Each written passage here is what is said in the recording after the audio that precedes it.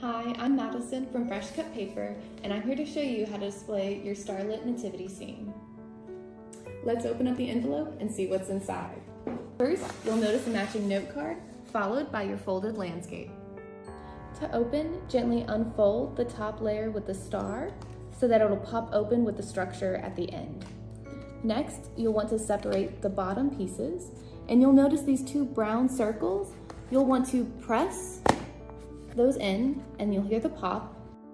Flip the landscape up and make sure to adjust the top fold to ensure it stays upright.